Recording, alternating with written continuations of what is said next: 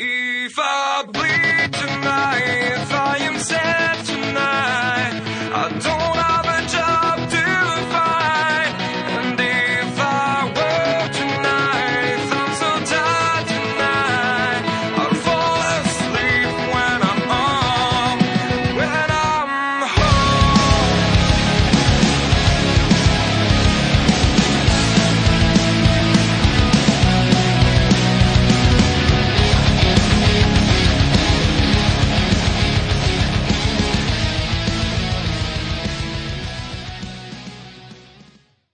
Hi everybody and welcome to episode number 8 of the PowerSlam podcast. We are one of the only couples in wrestling who have managed to stay together and not break up. I'm Kenny McIntosh, joined as always by the man behind PowerSlam, the author of PowerSlam Through the Years and all the other PowerSlam books that you can get at his website, findleymartin.co.uk. It is Finn Martin. Hi Finn.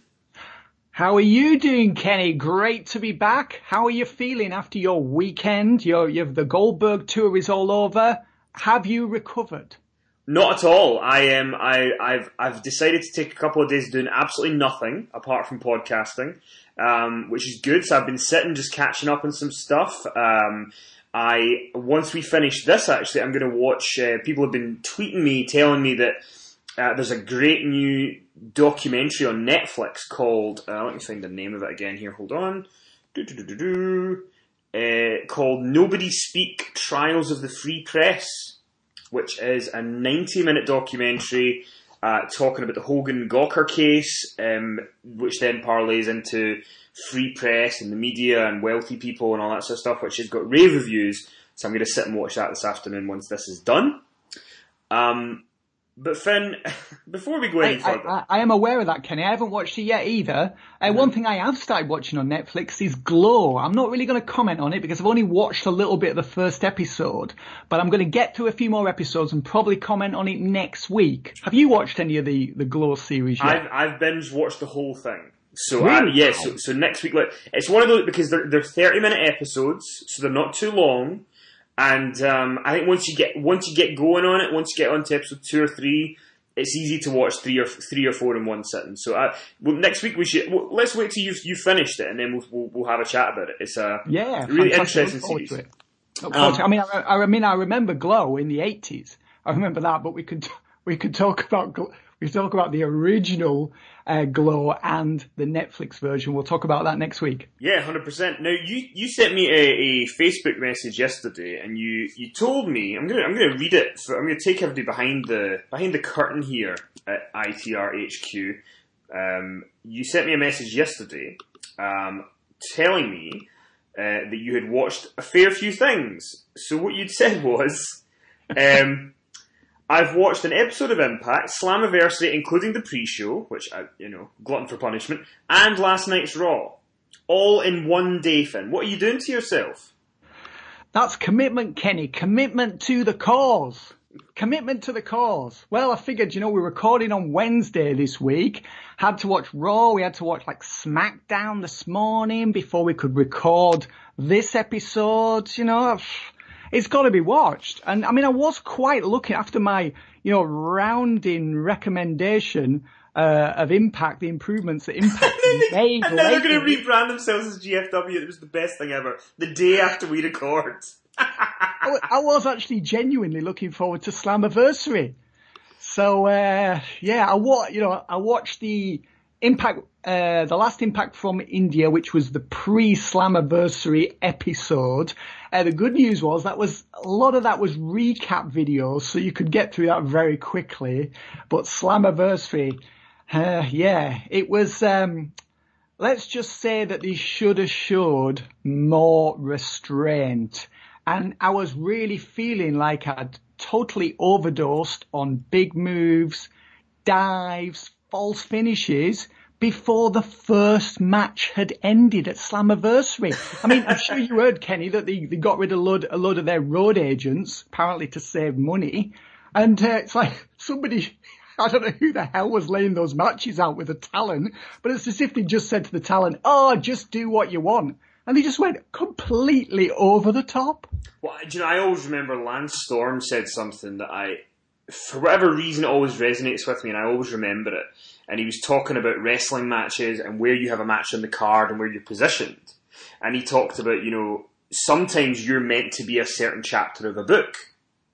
And that's the chapter that you're there to play. You're not there to be the big dramatic moment at the end. You're not there to be the setting the scene. You're there to just be a middling chapter, and that's it. And I thought it was interesting. And but I did, Finn, I care about you quite a lot, as a friend.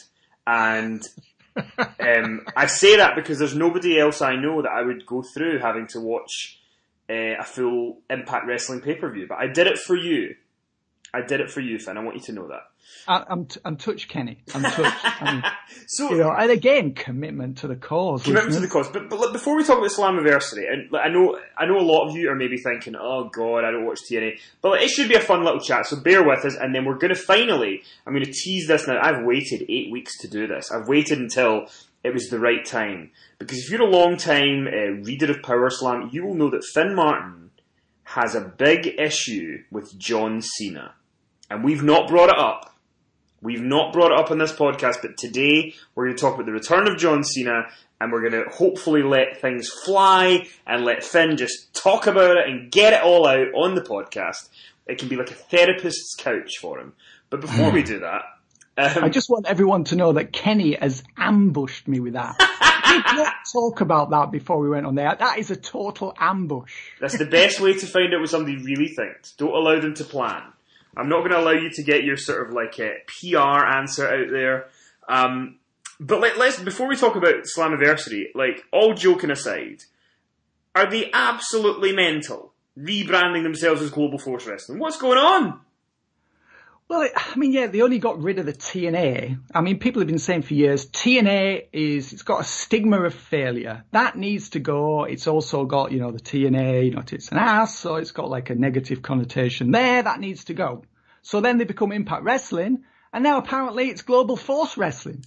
If you look at the logo, or the logo that was on the screen at the end of Slammiversary, we had the Impact Wrestling logo, we had GFW at the top and Anthem at the bottom. So yeah, it's happened. It is actual, it's there. We're now in the GFW era, Kenny. Fuck's sake. So it does, it's like, what does Global Force Wrestling mean? I suppose their theory behind it is so few people have heard of it.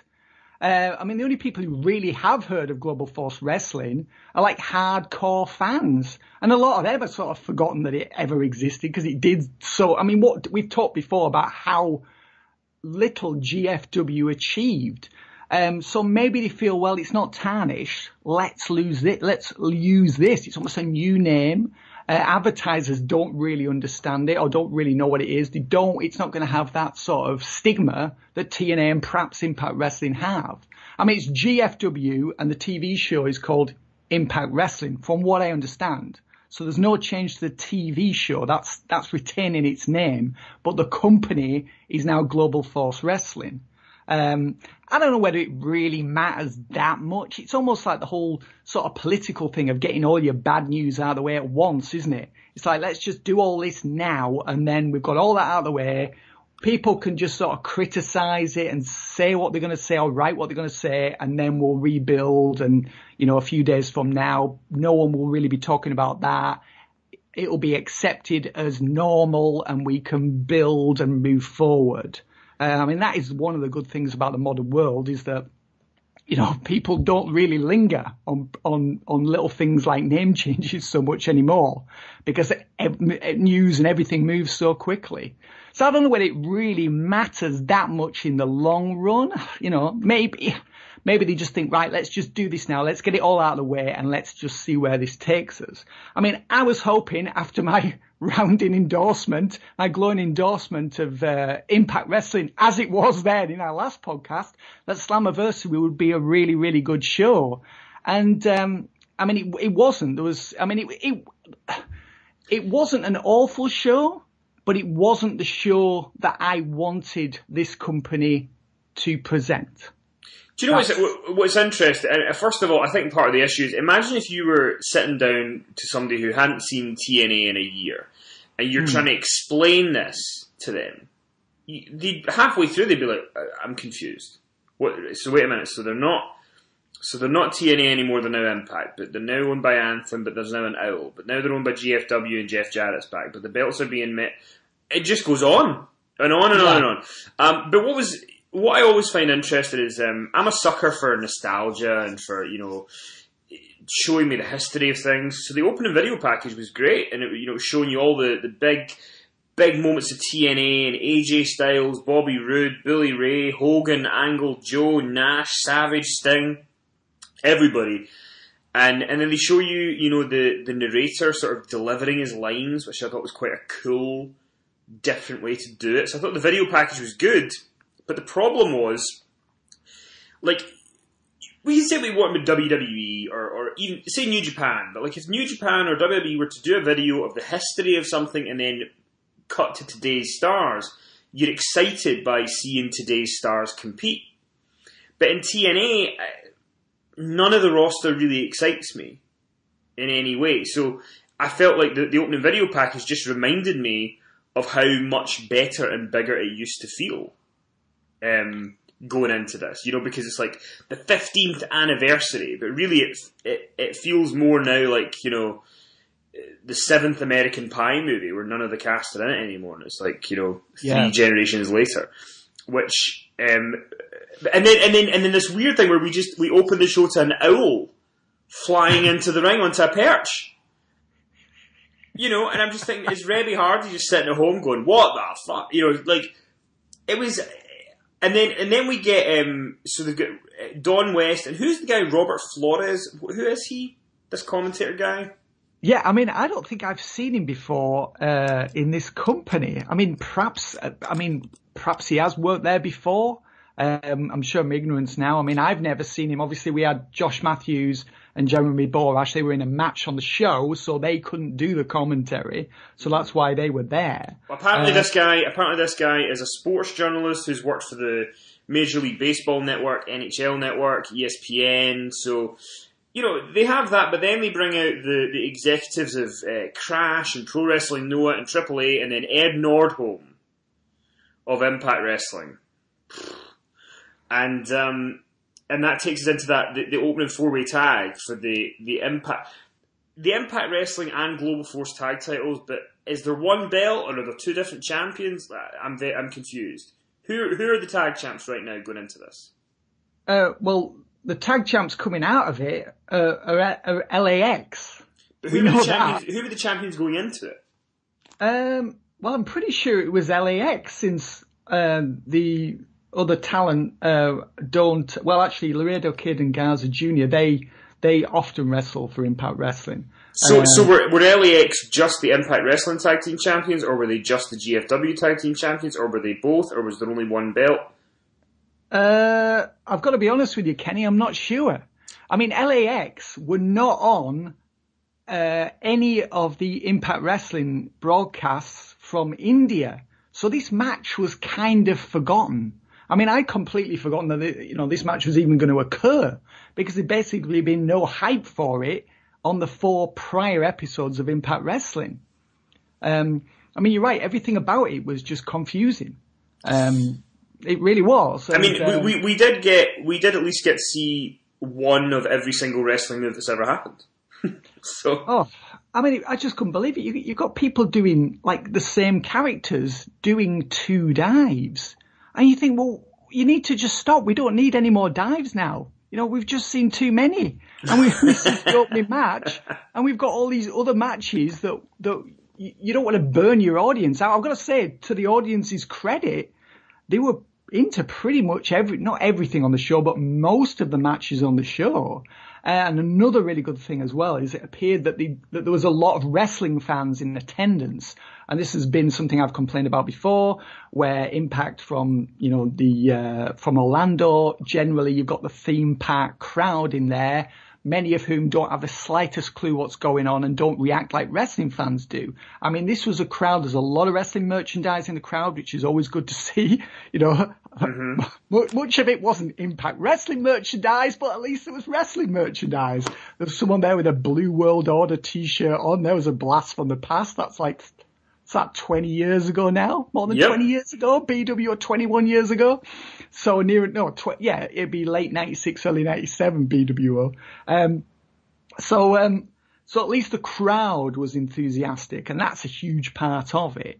But this match was just, I mean, they probably did about 3 times too much in this match. And it was literally like they just said, right guys, just go out and do whatever the hell you want. You know, there's no restraint, no rules. And it's almost like, right, every match is going to be a blow-away match. But as you said earlier about Lance Storm, that's not the way a show is structured. I mean, everyone knows that. I mean, and it's kind of strange. You've got Jeff Jarrett who's there running the show. He's been around wrestling his entire life. He's been wrestling for 30 years. And you think, well, why the hell is he allowing these 8 performers and some of the performers at ringside to do far too much in this match when we've got so many more matches and also gimmick matches as well. We had like a mixed Full Metal Mayhem match later on the show, and they did far too much in that as well. It was just like overkill overkill times friggin' 10 basically. It was ridiculous. The LAX, I guess, are the sort of the Impact, whatever you call it. GFW team, that's what you call it now. That's right. So they win. No, I don't think people really want us to go through the entire card. But, no, I should have done. Maybe a couple of things to mention. I thought that D'Angelo Williams was excellent in the ring. Could not agree more. For not having wrestled, he was better than some of the guys in NXT. Oh, he was terrific, wasn't he? I mean, he was so good. I mean, the second sequence he did, the first sequence he was just kind of a little bit off on a few things. Second sequence, just absolutely spot on. I mean, he did blow the finish. He slightly overshot Eli Drake, who was Chris Adonis. Yeah. Obviously, formerly Chris Masters. Chris Adonis was laying on a table, and D'Angelo Williams then did a frog splash on Adonis. And he slightly overshot him, and it looked like quite a painful landing. I think he did tweet about the landing. I mean, it actually could have been quite serious, that. But I mean, what an athlete. I mean, we know he's a former Pittsburgh Steeler running back. I mean, he's 34 now. You think, oh, this guy could really be something in pro wrestling. And there's no doubt that he could. But at 34, is WWE going to give him a shot? I mean, I think they should, because based on that performance, I think he would be ready for the main roster in a year, maybe less. I mean, he was so good at so many things. Yeah, if I were WWE and I'd seen that, I'd be making a phone call today and trying to get him signed up. Do you know what my favourite thing on this show was by a country mile? And it's WWE have one of the things I think they've not been very good at in the last few years. And something that they used to be great at was the special attraction match. They used to be able to do Vince and Shane or Vince and Hogan or all these different kind of, special attraction matches. But in the last few years, whether it's Michael Cole and Jerry Lawler or Brett and Vince, it feels sometimes that they overthink it and it becomes a convoluted mess. But Jeremy Borash and Joseph Park against Scott Steiner and Josh Matthews, I thought was just 10 minutes of pure fun. It was. I really enjoyed it as well. I mean, they got in there and you think, how are they going to pull this off? How are they going to make this match work? And they just did like a really short match in the ring. Then they went backstage and there's like a load of pre-tape stuff that was all put together. And there was like lots of comedy in there with special guests like Shark Boy, saved Jeremy Borash from Josh Matthews as they're battling in a swimming pool. And then Father James Mitchell turned up, and he somehow triggered the metamorphosis of Joseph Park into Abyss, who then came out at the end. I loved the bit where Scott Steiner was on the cart just shouting fat asses. Oh yeah. And then the fire extinguisher goes off and it cuts to them. And they're just covered in white. I mean, it was just great. Really funny. And Scott Steiner's there sending himself up as well, saying, what do my teeth look like? My teeth look really white with all the fire extinguisher. Steiner was great here. Absolutely great. He was fantastic. I mean, he was a guy. I mean, what I liked as well is he was in there with Borash and Steiner. Let's face it, the guy had a really bad reputation for a very long time for being somebody that you would not want to cross in a wrestling ring. And you could see he was really taking it easy on Jeremy Borash. And I don't mean that in a bad way. I mean that in a respectful way, in a way that making sure that Jeremy Borash was not injured, was not hurt in any way. So, and I thought he really set himself up and he did everything he was supposed to in that match. I thought it was, a real, I mean, okay, Scott's getting on a bit. He doesn't have the body that he's well into his 50s now. He doesn't have the body that he used to have. But I thought this was a good performance based on what this match intended to achieve. And the thing is as well, it had a really good finish as well. I mean, a lot of people detested the Jeremy Borash and Josh Matthews feud on Impact. With him there at the announce desk, on the episodes from India where they'd been banned from attacking each other or under threat of being fired. So, I mean, this all, they'd set everything up well. So this was going to be the payoff to the feud. In the end, Abyss brought in the thumbtacks, which we hadn't seen for a very long time. And that had become such a cliched, redundant spot because Abyss was using them all the time, but we hadn't seen them for a long time. So that got a good reaction. Abyss then smashed Matthews into the tacks, and then Borash hit Matthews with a frog splash onto the tacks, and then Abyss he then pinned Josh. And one really good thing about it there, and this was obviously not good for Borash, was when he did the frog splash onto Matthews, who was in the pins. Borash got all pins in his hands. And Borash was selling that like you or I, Kenny. Well, he didn't have to sell it. He was obviously in pain. Yeah. And that was a great little moment there where Borash had got his revenge, which was what this match was intended to do. It was intended to draw a line under this feud, which a lot of people didn't like. But, I mean, it was not supposed to be taken seriously. So I thought it really ticked those boxes. One thing that I really liked later on as well in the show was Borash was out to do ring announcements for the main event. And he had all bandages all around his hands. And I thought that was a really nice little touch there. Yeah, nice continuity detail. And I thought Josh Matthews was almost like an athletic Michael Cole, channeling that 2011 character. Definitely. He sent himself up and, he made himself look like a fool. And at the start of the match when Borash wanted to tagged in to face him, then Matthews did the heel thing and tagged out to Steiner.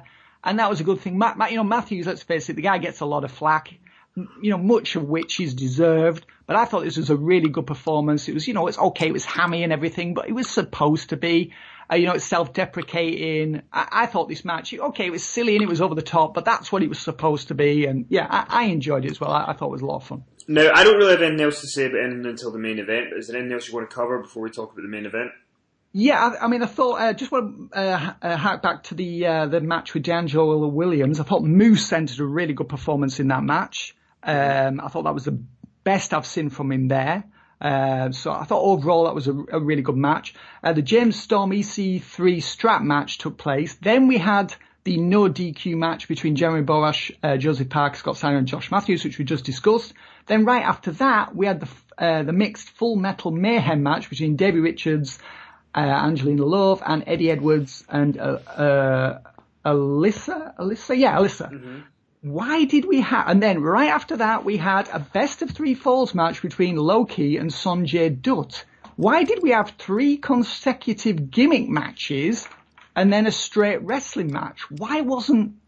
I don't understand that arrangement at all. I mean, by the time we got to Full Metal Mayhem, people had enough.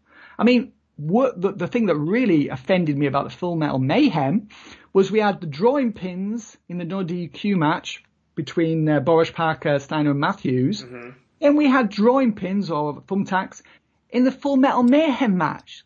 Again, going back, where were the agents saying, no, we've just done that. We've got the pins. That's the big spot. That's the big finishing spot in this tag match. You can't then use pins in the next match as well. How the hell did that get through?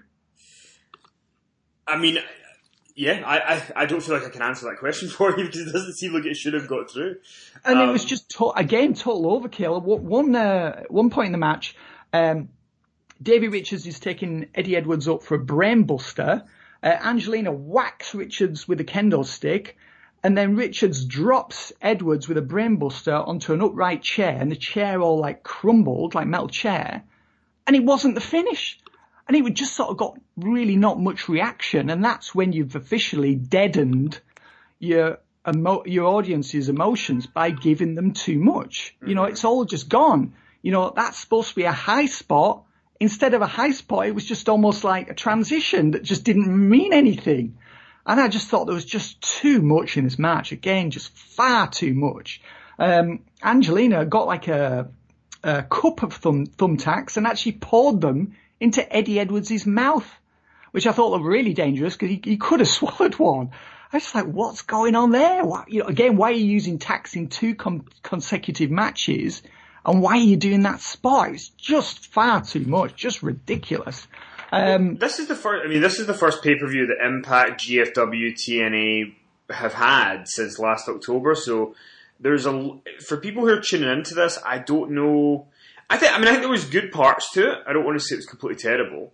And I think you could see that they tried in some regards, but yeah, I just don't think at the end of this, you know, I'll just go and say what I think now. For the main event, I didn't really understand why we had to have so much of the Jarretts and Ed Nordholm and all that around, because the difference is, as much as some people, and I'm with them sometimes on it, as much as Stephanie McMahon is not the most exciting character on TV, or Triple H is overbearing, like, they are a big part of the show, and they do draw money to the company and all this sort of stuff, but I just don't understand why when Del Rio won at the end, we needed to have Karen Jarrett in the ring, and the Jarrett's kid, and Ed Nordholm, and it just felt like, and it just kind of felt at the end that, like, there wasn't any part of me that was like, I can't wait to tune into Impact to see what happens next.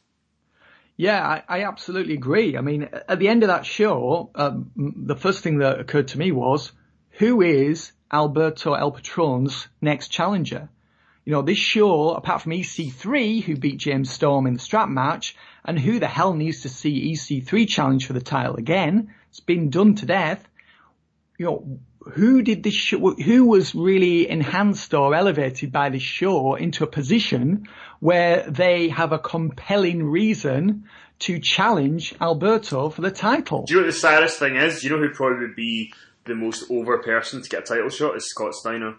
It probably would be, yeah. The guy in his mid-50s who was... But it's funny that Scott Steiner in his twilight years of wrestling and, you know, clearly not able to do physically what he used to be able to do was, to me, miles above anybody else in that show character-wise. Miles. Yeah. I mean, he was, and the thing I liked about him as well is he was giving us something we hadn't seen from him before in this company, because he'd always taken himself very seriously. Mm-hmm. That was a huge part of his act, was that he was this person who exuded menace and danger, and here he was, you know, not a comedy figure, but was sending himself up. So it was really a lot of fun to see him in that role. I will say the Loki versus Sanjay Dutt match was really well worked. Really enjoyed that. Lots of really good selling in there, and little moments like at one point Loki was punching Sanjay Dutt, and then he started selling his hand and took his glove off. You know, as if, you know, realistically, if you punch someone in the head a few times, then you're going to hurt your hand. I thought that was a nice touch. I thought that match was really well done, but the placement of it was all wrong, because they burned the audience out by giving them so much with those 3 consecutive gimmick matches. So they had to work really hard to get the fans into the match, but they did achieve that. So I really enjoyed that match. Nice to see Sanjay Dutt retain the title. It was a very feel-good show. I mean, you know, babyfaces won most of the matches. So, I mean, you know, maybe that's what GFW was intending. Oh, yeah, people are going to watch this and going to really enjoy it because, you know, the babyfaces won most of the key matches. But, I mean, the show, it wasn't the show, as I said earlier, that I would have liked to have seen from TNA, GFW, Impact Wrestling, whatever they're called now. It wasn't the show I would have liked from them. I just, and you sort of thought at the end of it, right, where do they go next? You know, what's next for them? And I'm not quite sure what the answer to that is. They desperately need some new talent. They need to spend some money on guys, you know, and women as well. to really give themselves, a fighting chance of building on the momentum. It was funny, I was talking in our last podcast about how the ratings had been steadily increasing, and then the Impact, which was broadcast before Slammiversary, ratings went through the floor. Of course. But perhaps that was because it was a lot of it was a recap show, so perhaps that was the reason. Oh God. But yeah, it's like I said, I think that the tag match with Steiner, Matthews, Borash, and Abyss was really good fun. But at the end, when Patron won the belt, I just it felt like the celebration went on for about 10 minutes, and it felt like there was a hope that eventually the celebration would feel big. But it never really did. No. So. No, it definitely didn't. You're right there. I mean, one thing that was nice to see was that they were both really selling at the end, really selling exhaustion. Mm-hmm. And that's almost like a New Japan match at the end where the guys are down and making it look like they've been through like a war. So that was a nice little touch. But there's just too much going on. You're right. You've got all these people in the ring, and the emphasis should have really been on Alberto, not all these other people, many of whom were not even identified. So I'm sure a lot of people, well, probably not a lot of people watch this event, Kenny, let's face it. Maybe everyone who did buy it probably knew them all by name and probably knew everyone's history as well. Because let's face it, this show probably didn't do too many buys. It's probably just the real hardcores that bought it. I'm curious to see how many buys it did do. I mean, we're never going to have to find out because they don't need to release that information, but I'd be intrigued to know. So going from there, let's move on to WWE. Raw's in the bag now. We're on the road to Great Balls of Fire. What did you think of the go-home show? I enjoyed parts of it. I thought they did a really good job on the Samoa Joe and Brock Lesnar segment. The thing I really liked about that was that Lesnar did the talking. I mean, this guy can talk. I mean, I really feel, no disrespect to Paul Heyman here, but I really feel like Lesnar should do more of his own talking because this guy can do it. And the other thing that I really liked about the segment was that it appeared that Brock Lesnar was really motivated and really wanted to be there, and he's really looking forward to this match. What did you think to the segment where they were both backstage doing separate interviews, and Samoa Joe's like, that's it, I've had enough, and he went to the other side of the building to try and get to Lesnar, but he was held back by security. What did you make of that segment on Raw, Kenny? Well, I liked it. I liked the idea that Lesnar's not really taking him seriously, and that's annoying Joe, and it's kind of... I think that the great thing about this match is I don't know how it's going to go. I don't even though we can all kind of say, oh, well, Brock's probably going to win, but I can't imagine how the match is going to play out. It doesn't seem like it's just going to be 10 suplexes and we're done.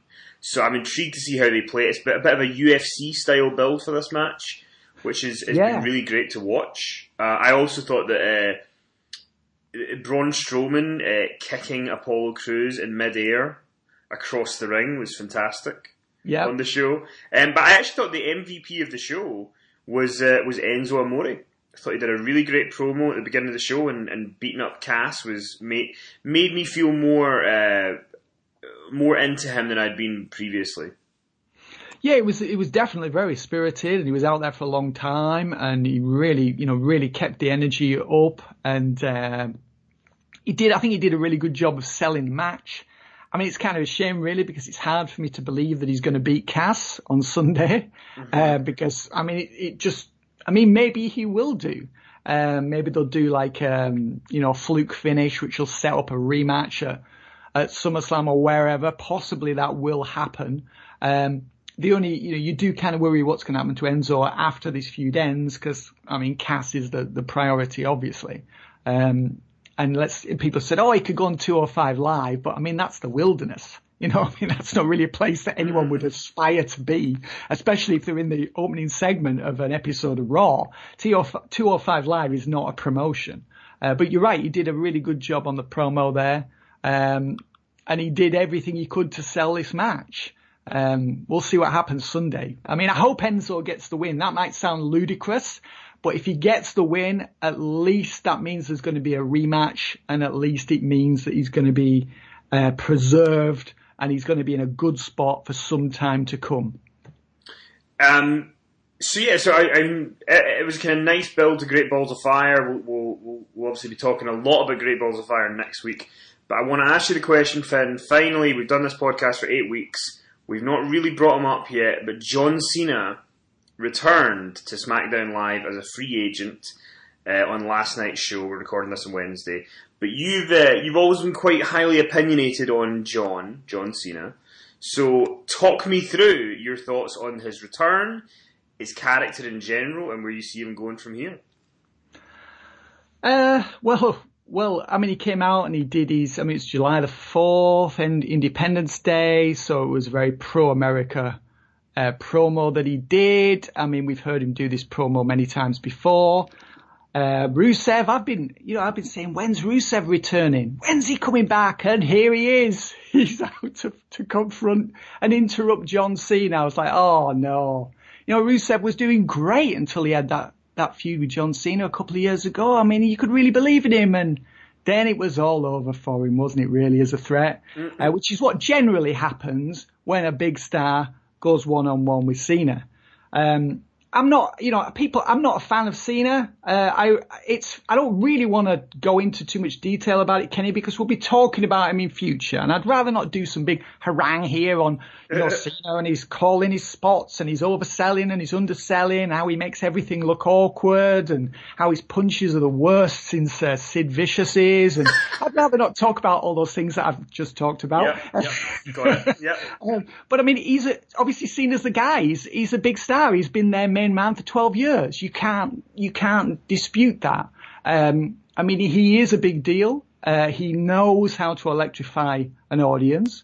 He really brings the emotion to his matches, whether I like his matches or I don't like his matches. I mean, the guy provokes a reaction. He makes matches seem huge. No one can deny that. I mean, I'm kind of ducking the question, but I feel like we'll be talking about him in future. And because the guy is a big deal, and has worked incredibly hard, doing and not just doing the charity stuff, but just always being there for the company until recent years when he went part-time. I've got no objection to that at all. I mean, especially since it means I have to put up with him less, I think that's great that he's part-time. Now, do you think that, because one of the things that you touched on there is something that I've talked about in the past, and a lot of us have, but guys would finally get to work with Cena, and then that would, seem to not be the best result for them coming out of it. But absolutely, again and again. Do you think that with AJ Styles that it had gotten better, and that I guess what I'm trying to say is, do you believe that Cena is getting better in that regard at helping younger guys by working with them, or is it still one of those things where when you see a younger guy working with Cena, the alarm bells go off? Well, the alarm bells always go off because the story is essentially the same. I mean, the run up to Royal Rumble, the things that Cena said about Styles on TV, I just found totally demoralizing. And we've got Styles there who was was he on the back row, the second to back row of the Royal Rumble poster? And he was like the champ at the time, wasn't he? Yeah, he was. He was the champ at the time, and that played into the promos, and Cena was just mocking him, and the thing about this is Cena is just doing what he's told. Of course he is. To me, Cena, Vince McMahon lives vicariously through John Cena. John Cena is the person that Vince always wanted to be, because Vince, of course, always wanted to be a wrestler, but his dad would never allow him. So John Cena is basically the guy that is the guy that Vince would have liked to have been. So he goes out there and he does these things and says these things about guys who are generally seen as better wrestlers, better technical performers in the ring. So to me, Cena is always that sort of person that Vince just sort of sends out there to stick it to the so-called smart fans. I didn't like the hype for the match at Royal Rumble. And then I thought for sure, Styles is going to win this one. He's got to win this one. And then he lost. And then Cena did this really half-hearted promo on Smackdown a couple of nights later saying, oh, I misjudged AJ Styles. He's a really good performer. And then it was on to the next thing. And I was not a fan of any part of that, to be honest with you, Kenny. Not a fan at all. There was no need for the sort of burial of Styles in all those promos. But I mean, that's the way it works there. Cena's the top guy. He's the man. And he does what Vince says, and everybody else has to go along with it. And, he is the big star. Cena is the big star. This is his role. This is what he does. And you've got two options. You can either watch it. If you don't like it, don't watch it. Otherwise, pretty much what's going to happen when Cena's in the ring or when Cena does a promo. He's facing Rusev in a flag match, a Battleground. At least it's a flag match, so Rusev won't have to do the job. That's the best thing I can say about that forthcoming. But I think that it's. I remember before, years ago, I would read PowerSlam, and I always mention it. And it'd be sometimes there'd be an article on Cena that you would write, and you could see that there were even back then frustrations about his character, and I think they were very well founded. It wasn't that you were, putting some sort of opinion forth about. It's not like you were saying AJ Styles is a crap wrestler, which would be completely wrong to say. But you were talking about real situations where he would, the one that got me for whatever reason was the Bray Wyatt feud. Yeah. I thought, because to me, I always think that if John Cena was to lose convincingly to someone, it would actually make it. And he did lose convincingly to Styles at SummerSlam, which I think was one of the best things he ever did, really. But like you said, the Rumble, I can understand the issues with it. But I thought what we could do to sort of to close it. Just one more thing about sorry about that, Kenny. Just one more thing about Cena. This might sound ludicrous, but my favourite ever Cena match was against Umaga at Royal Rumble 2007. I was thinking about this before we went on the air, because I kind of thought that you might ambush me with a Cena, something about Cena. You made me watch Slammiversary. You deserve to be ambushed. That's fair. That's fair enough then. I think I probably got the better end of the bargain, you having to sit through Slammiversary. Yeah. But my favourite ever Cena match is the match against Umaga, the last man standing match at Royal Rumble 2007. Great match. And it was just such a realistic match. And Cena really sold him. He bled heavily in that match. And it was such a realistic performance.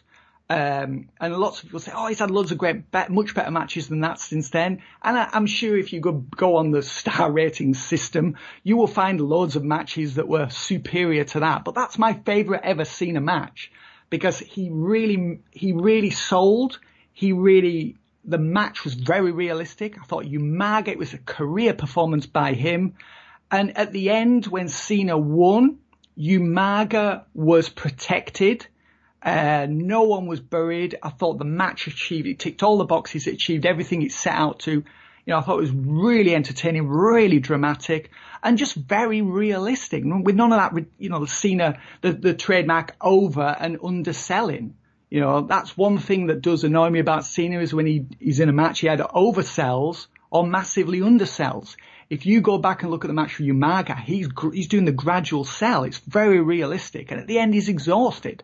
That's my favourite ever Cena match, for those reasons, just based on realism and just an amazingly compelling match. Do you know one of my favourite Cena moments of all time?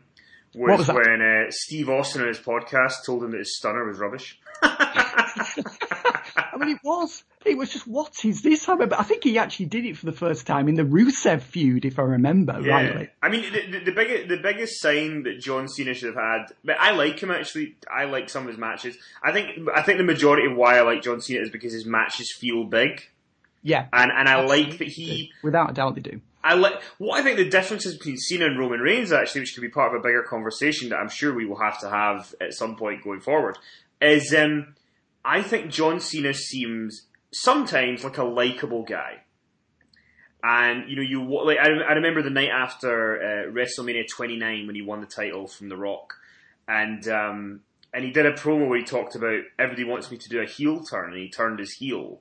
I remember that. And I thought it was quite funny, and it was kind of, what I like about him is he always allows the fans the chance to chant what they want at him. He never shies away from the audience reaction. And I appreciate that about him. Definitely. And this guy has put up with this sort of abuse from the fans and from people like me for 12 years. And I don't think he's ever cracked. And that's something for which, I admire him hugely. I don't think he's ever cracked. I don't think he's ever lost it with the audience and had like a tantrum. No. And for that, John Cena deserves a huge round of applause. Guy's a huge star. Guy deserves his spot. The guy he's got this part-time role right now, and I think good for him. He's coming up to, I think he's 40 this year. Mm-hmm. And he should take advantage of these opportunities. He's earned his stripes. He's put the hours in. He's done the miles. He's done everything that WWE asked. And whatever he wants to do from this point forward in his career, hopefully WWE will allow him to do it. And there'll be no fallouts or anything like that. So, he's earned his money, he's earned his spot, and et cetera, et cetera. Whereas I think with Roman Reigns, the thing about Roman Reigns is that I don't think he is a likable character in any way, shape, or form. No, I agree. And I think that's the main difference. People always kind of say, "Oh, Roman Cena it's very similar." I don't think it is similar. I think that the difference is that I look at John Cena over the years, and I understand why he has such a big fan base. Like, I get it. I completely get it. Whereas I look at Roman Reigns, I go, I don't understand why anybody likes him. He comes across character-wise like a terrible human, a bad friend, an egomaniac. He has everything handed to him, and he is cocky and arrogant. So for me, I'm kind of like, I don't know what... I understand what kids see in John Cena. I don't understand what kids see in Roman Reigns. No, I agree, Kenny. It's the character is not likable. This conversation about should Roman Reigns turn heel, it's been done to death, hasn't it? I think if he turned, I think he would be terrific. But I've said that many times before. I'm sure you've said that before as well, Kenny. The night after WrestleMania, he came out and did a heel promo, and it was great. That's right. And you think to yourself, is this again Vince sort of trolling the fans, saying, no, this is what you want, but I'm not going to give it to you. Mm-hmm. And the Vince of late 97, early 98 would have turned Reigns heel for sure. He would have done that. If you remember after the Double Cross, Survivor Series 1997, Vince tried to babyface himself on TV, tried very hard, and then he would appear in front of the crowd and people weren't accepting his explanation, the Brett screwed Brett thing. No one accepted that. And by December, about 4 weeks later, I think after the Double Cross, Vince was already accepting I've got to turn, and the wheels were in motion. And that was the Vince of 97, the Vince of 2017. He's a lot more stubborn, Kenny. He is indeed, but we are not stubborn here, which is why we're going to answer all of your questions. Did you like that segue? Very, very good. Very good. We'll do these semi kind of quick fire because we do have a lot of them, and let's kind of get through as many as we can. Okay, here we go. We have Stephen at Tubatelli on Twitter who says, "Do you think it was a good call for Impact to rebrand itself as GFW?" So even though we've talked about it, do you think it's a good call, or they should have kept the Impact name? What do you think? I think it's too soon to say. I don't think it was a bad call. In the sense that I don't think Impact Wrestling is really established yet as the brand name for that company. I just called it TNA earlier in this podcast. So we're still sort of in a transitional phase of like, what's it called? So in a sense, if they are going to go with Global Force Wrestling as the name, now is the time to do it before Impact Wrestling is established. So I don't think it was a bad idea. It's really, it's more a question for 3 to 6 months' time. I don't think it was a bad idea. Again, it's all that thing of get all the bad news out of the way at once. So not a bad idea, but, we'll see. We'll see. What do you think, Kenny? I think it is a bad idea. And I just think that you're going from a toxic brand to a brand that's got a proven track record of not doing anything. And I think that's almost worse So, But he's doing something now, Kenny, isn't he? Oh, God. He's doing something now. It's, it's not where you are, it's where you're going. Maybe GFW is going all the way to the top. I'll give you $1,000 if you're right. John, so as Finn tries to stir the pot there, cackling over there in the corner, John Adams asks us, what are the chances of seeing Hogan back in WWE, and will he be forgiven and re-acknowledged with his Hall of Fame spot? I think we did mention this maybe last week or the week before, that there was rumblings that Hogan was going back. Mm-hmm. It's 2 years this month since they sacked him off. We don't need to go the reasons why. You know the reasons why. I think he will be back. And presumably be reinstated to the Hall of Fame. I think enough time, I think I said this last week or the week before, I think enough time has passed that people aren't really, aware or really remember why they got rid of him. I think it would be nice to see him back in a sense. But I don't know whether it would really make that much difference to business. It's not like Hogan's going to really move the needle now, is it? It's hard to believe that it's going to make any difference to the number of people who subscribe to the WWE network.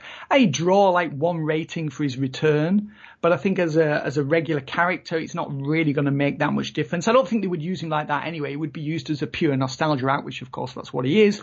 What is he? He's 50, what will he be? He was born in 53. He's like 63.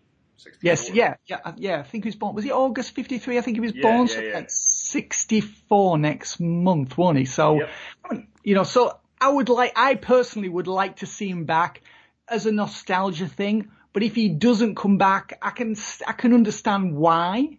But the whole thing of, I remember talking about this in 2015 after they cut him loose. Donald Trump, who, as we all know, is the US president, and who, as we all know, remains in the WWE Hall of Fame celebrity wing. Mm-hmm. He said some really awful things, let's face it, and he's still there. The big one for me is that Jimmy Snuka got a 3-minute video package and is still in the Hall of Fame, and he murdered somebody. Well, wasn't Jimmy Snuka excommunicated? Wasn't he booted from the Hall of Fame? I thought he was. No, he's still in it.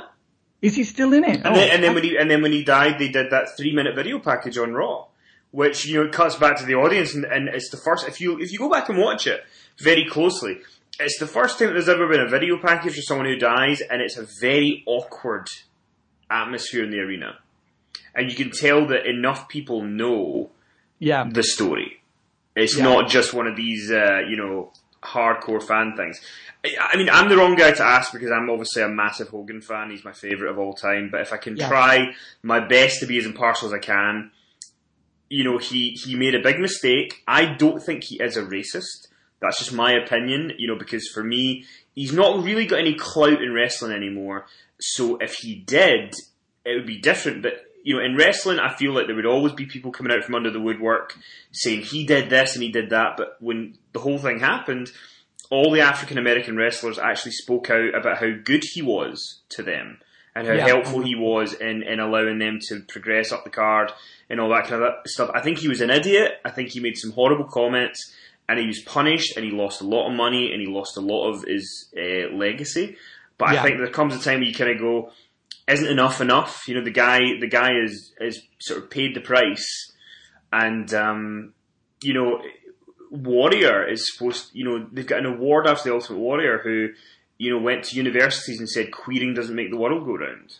That's right. Yeah, Warrior did seem he had a lot of very far right wing views. Of course he did. For me, it's a case of I think he absolutely should have been punished the way he was, and I think that was right, but. I think you are right. You are right, Kenny. Because I remember after the scandal broke, like Booker T and other people were saying they were really surprised that he'd said these words because that was not the Hulk Hogan they knew. Yeah, Kamala had talked about how that Hogan was the one that got him the main events in 85, 86.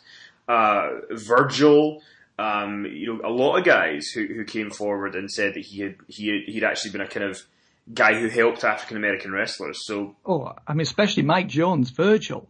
At one point, he got the job in WCW, And at one point, I remember the story. Either his contract was terminated or his contract had expired, and it was over for him. That was it.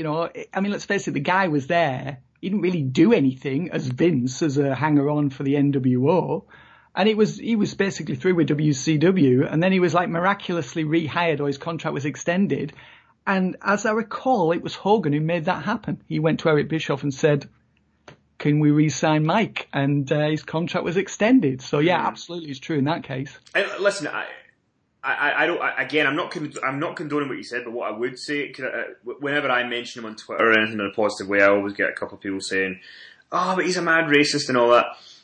All I'll say is, I think if all of us had every single moment of every single thing we've ever said recorded, I'm sure everyone could find clips of all of us to make us look worse than we are in certain regards. So, but then again, I think that we're in this culture where we just want to, tear people completely apart, forever. And I think that eventually you need to kind of go, well, if the person's suffered and they've lost a lot of stuff because of it, when is enough enough, Yeah. So, and I also think he's the Babe Ruth of the company.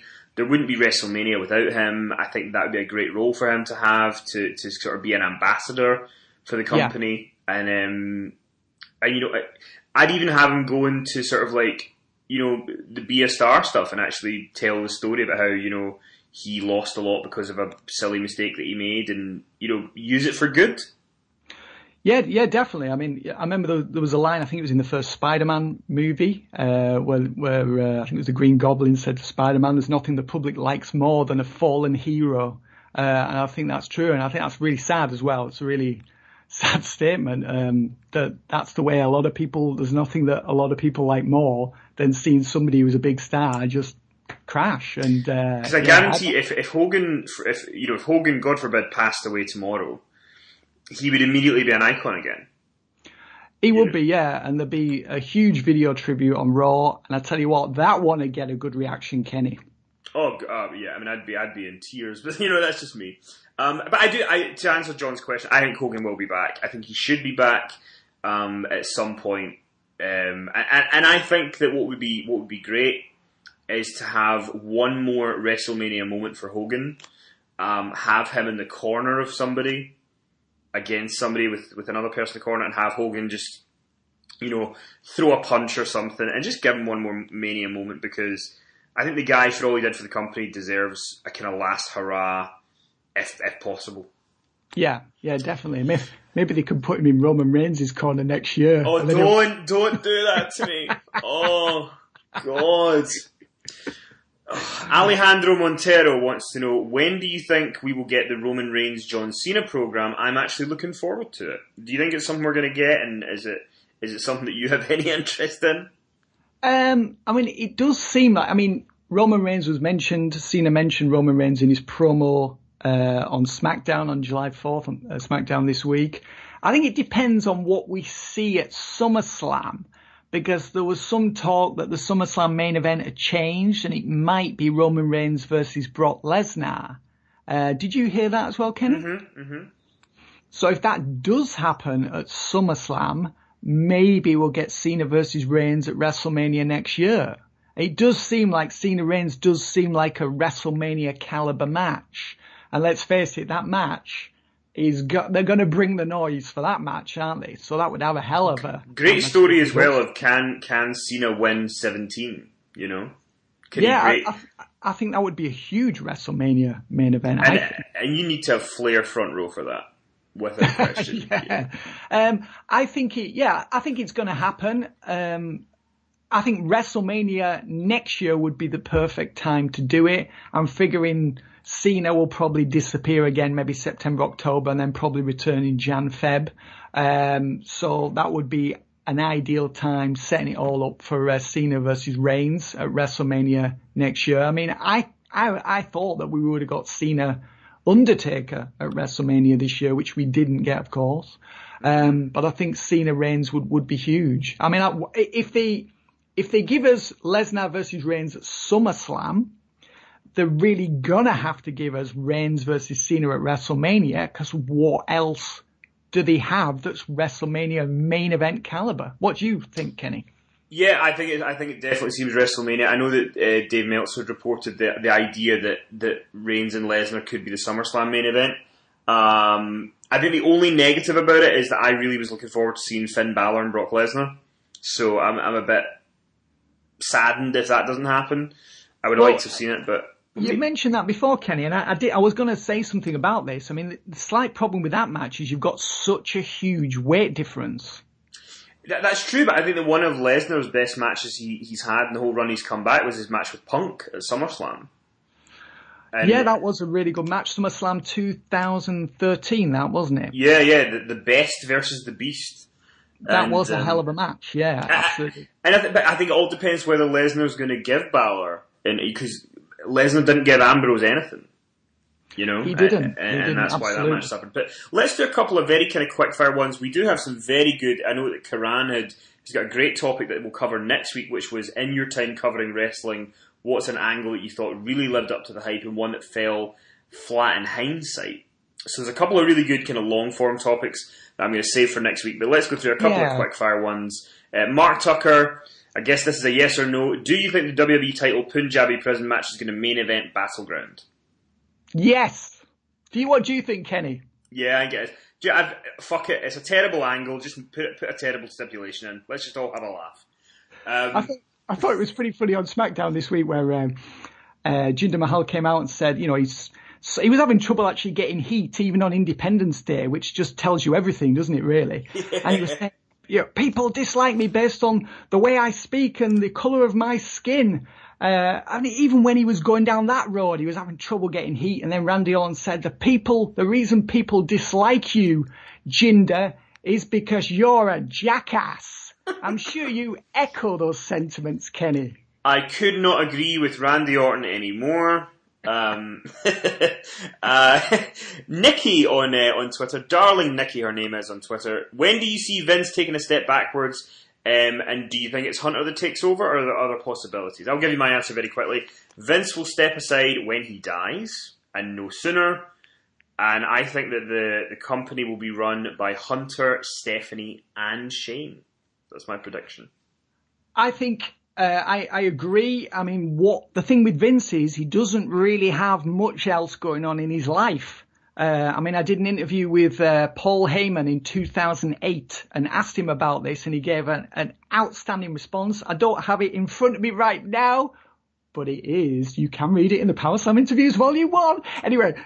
What a great plug. What a shameless plug. Shameless. I'm ashamed of myself, Kenny. You better just edit that bit out. You're going to edit that bit out, aren't you, Kenny? No, not at all. That's staying in. That is absolutely staying in. Nikki, buy the book if you want the answer. That's what he's telling you, because he's not going to give it away for free. That's what we get here from Finn Martin.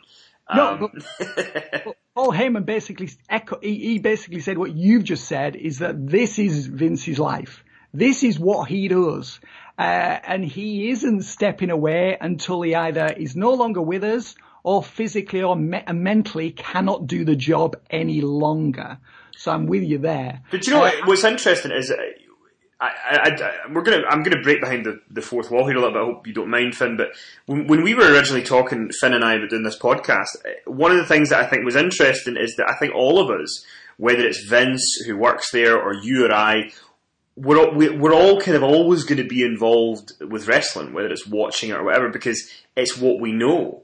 You know, it's one of those things that I just can't imagine a time in my life where WrestleMania would be happening and I wouldn't be watching it.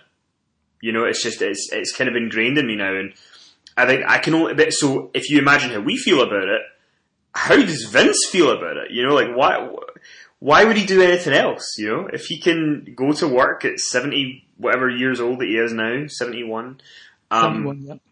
and still do it, then why not? Because I think that even though he is mental, absolutely mental, I think there are flickers of that genius still there, and the odd time it comes out, and I think it'll be a very, very weird place to not have Vince around. Because it's absolutely. I mean, Pat Patterson was the same. He retired numerous times in like I think the late 90s and the 2000s, but he always came back because he missed it so much. And he really loved laying out the matches, and, you know, he retired to play golf, and he was just bored and missed the business, and because he'd been around it his entire life as well. I mean, for Vince, what's he going to do? You know, how is he going to occupy his time? I mean, a lot of people do like retirement and do like to do nothing or fewer things. But if you're a person who's really, really driven like Vince is, and Vince loves working, I mean, he has trouble sleeping, you know. It's like when he's sleeping, he's like miffed because he's not working. And it's like, if you're such a driven guy like Vince is, not being allowed to work is kind of a punishment, and not being allowed to do this thing that you have, you know, built with other people, of course, is like a double punishment. So it's hard to believe that he's ever going to step away until, as I said earlier, that he's either no longer with us or he's physically and mentally just can't do it anymore. And I think even when he gets to a certain age, and if he sort of steps back, I kind of see it a little bit like that scene in The Godfather where, you know, Michael takes over. You've seen the original Godfather movie, Kenny? I have. I only saw it 3 weeks ago, but yes. Well, you know, there's that scene there where Michael takes over, the Al Pacino character, he takes over, Don Corleone, he's sort of stepped back and he's more in an advisory role because he's, you know, that was after the shooting and when in that scene where he gets shot, he survives. So I kind of see Vince almost in that role of even when he's really old and decrepit, he'll still be there maybe 1 or 2 days a week and he'll still offer his input. And Triple H, of course, will take it because Vince is his father-in-law. So, I mean, I think Vince is going to be there really until the end.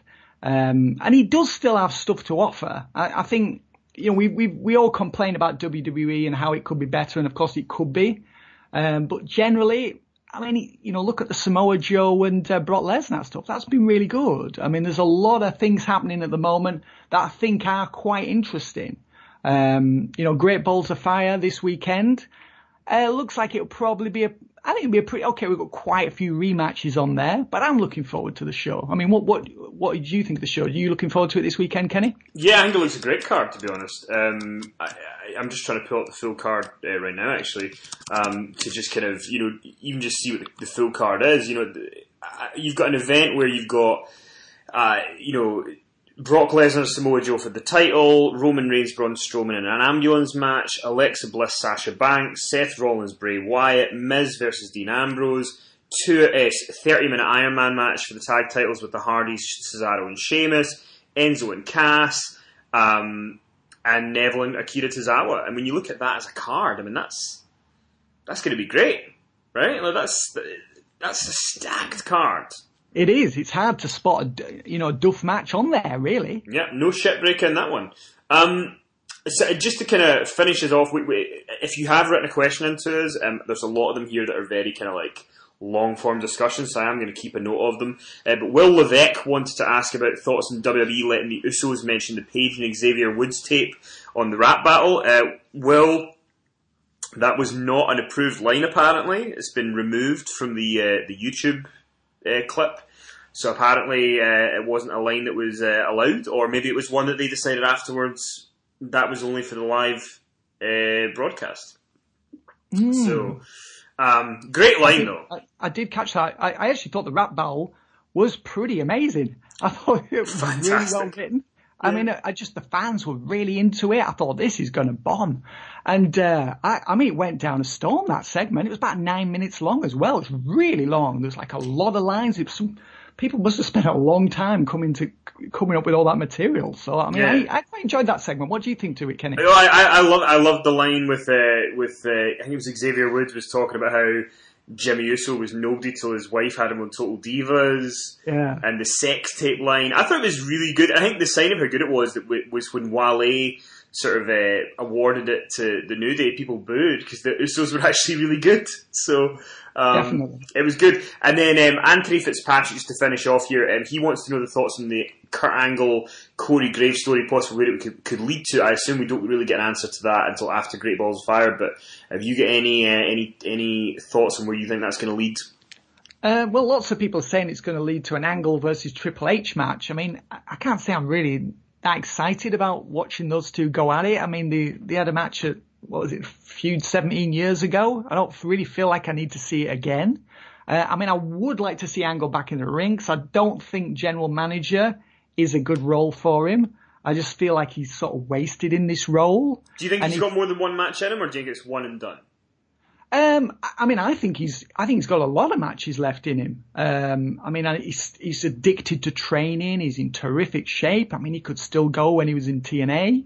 Did you see the interview where he talked about he really wants to have a match with Rusev? Because he really likes he likes Rusev's character and style. I think they could have a great little program.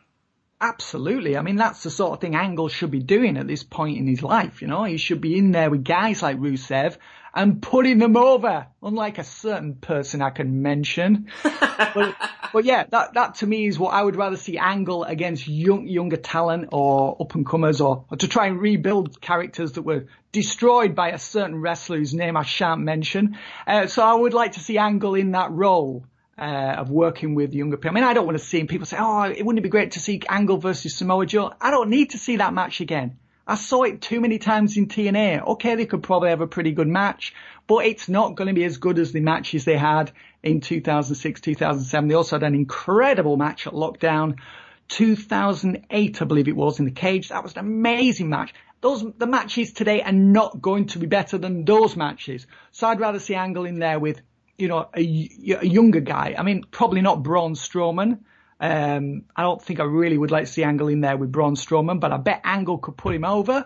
And just guys like Seth Rollins, love to see him in there with Seth Rollins or Bray Wyatt, or really any of these young guys. I think Angle could really enhance them and, you know, enrich their careers. And yeah, I'd love to see that. And Angle was a guy who would do whatever. He was the guy whose job it was in the ring. He knew his job, and his job was to make that talent on the other side of the ring look better, and that's what he did. So yeah, I'd love to see Angle do, you know, 3, 4, half a dozen matches, just on big events.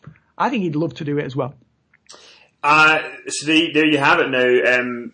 I say this with full sincerity. If you want to hear more about Finn's take on wrestling from the PowerSlam years, the ebook series are dynamite. You should absolutely try and pick some of them up. But Finn, if somebody was wanting to get one of those lovely books, or even just chat to you, or see a picture of your lovely face, whichever one of them that they want to do, where could they go to do all of that? Funny you should ask, Kenny. They can go to www.finleymartin.co.uk. I mean, the books are available from Amazon, iBooks and Kobo, but you'll find the links on finleymartin.co.uk. Let me start again. Find the links on Finley. I can't even say my own name. They'll find the links on finleymartin.co.uk.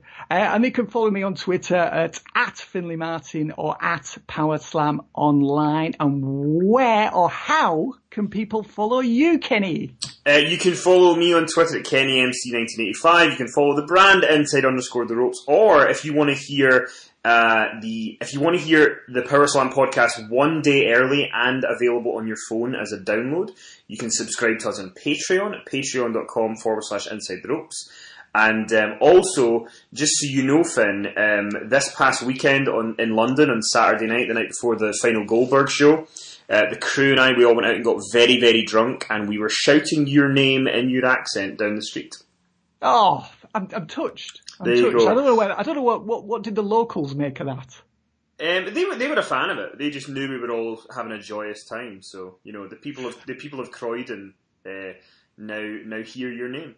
But fantastic, thanks a lot. Yeah, I appreciate it. So yeah, thanks everybody for listening.